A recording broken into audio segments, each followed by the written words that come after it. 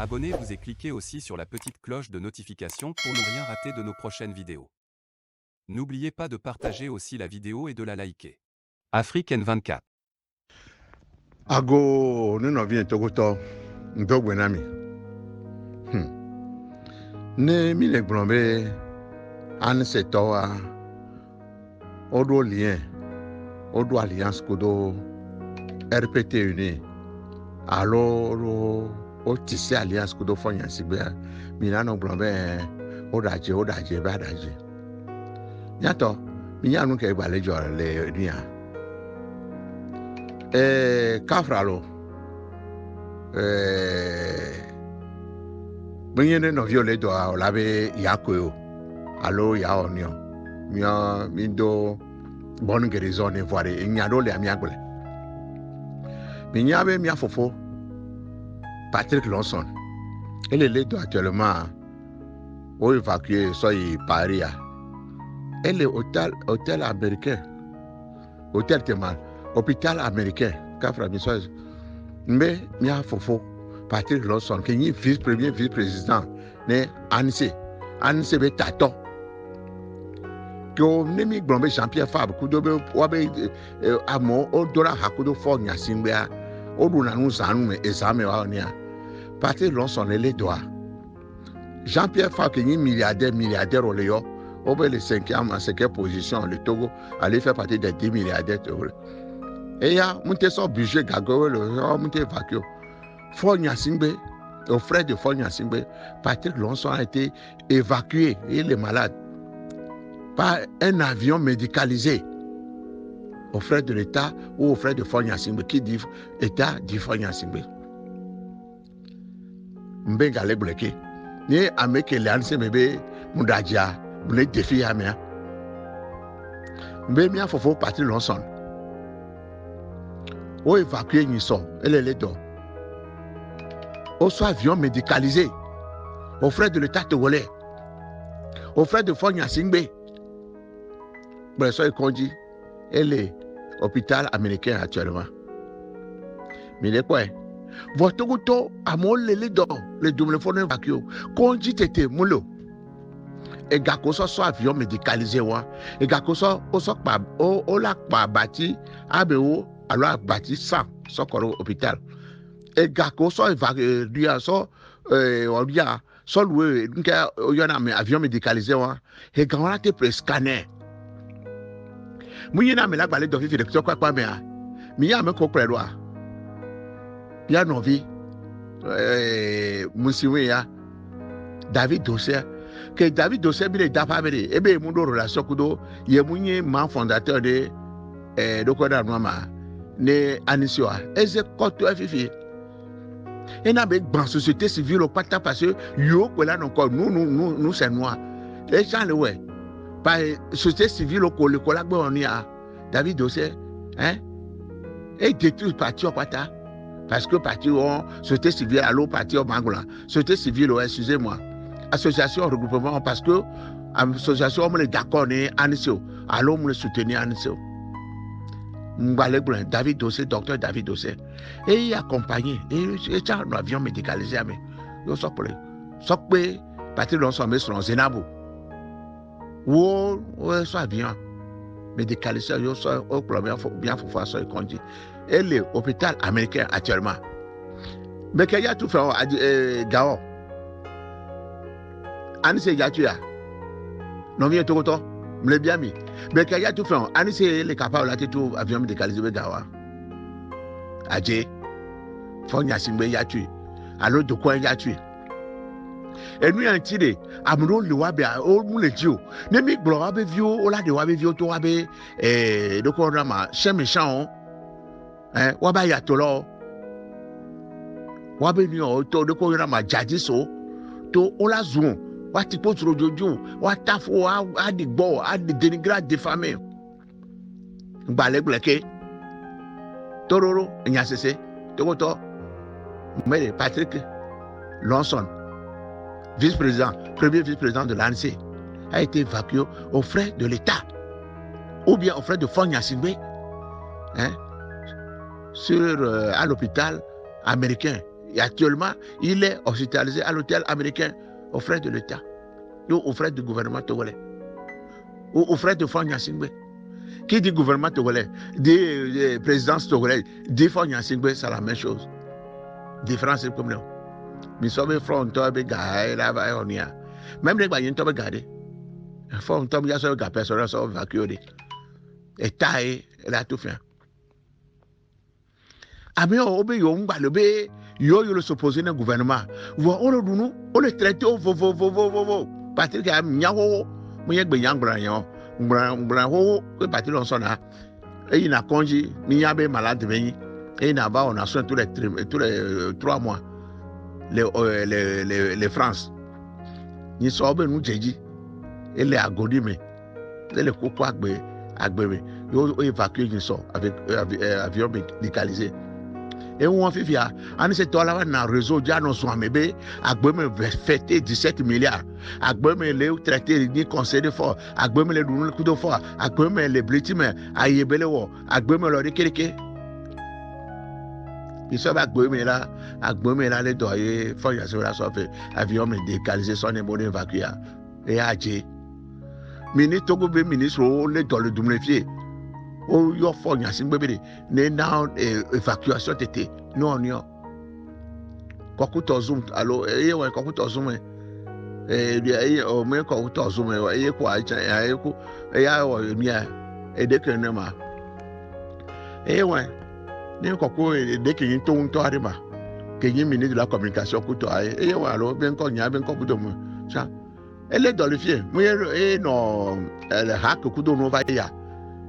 Mais le docteur Kakaobola évacué, mais que Belé on l'état, ne yo chom qu'on avait coup de firo. Kaka do kobe crever, ne bedo. Wo chande o la kwe. De mi le gouvernement no le gbula le dudu be tutu be. Ministre le gbogbo le flo le dolo. Ma est-ce qu'on évacue par avion médicalisé? Et de jour là non ne Faure Gnassingbé be la lombo so avion médicalisé a so évacué so il conduit. Ni quoi? Robert Olympio, Anissé, elle est dans le OAVC, va y pérécal, peut tourner, avion médicalisé, avion au Sokoichan, ça conduit, va traiter. Bon, papa, on va le zoom à mon bé, le zoom dem kato, yo le zoom peuple, mais tagbol, pour le peuple, si on faut tenir à Gbemema. À Gbemema, on prend 10 milliards. Egbe o so ne 10 milliards ola gba ne post kudo ale ni o pata egbe be ao be togo tori e mja sako mi ne ponu kere jua ne bia meko Isabelle Menganvi nunca o yene ma mi o nya mesuto apo cellule d'insulte ni le gblin ni maseko ye gblin le gblin bere Patrick a été évacué aux frais de l'État ou bien aux frais de Faure Gnassingbé et sur le budget national et sur le budget de l'Assemblée nationale. Mi a tout fait voir.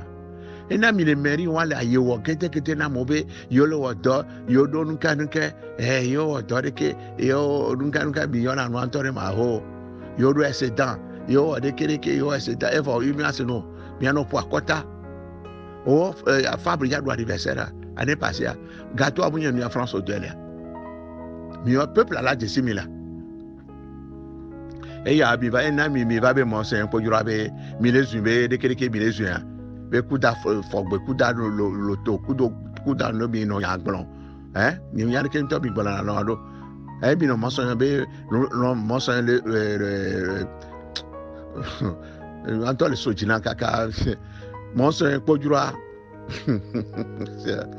e ya to jure ko mo so po jura be e gbele luta mi figa bi da luta ro ke mi le salutare Piga mi daro, bon so podjo mi be bele luta.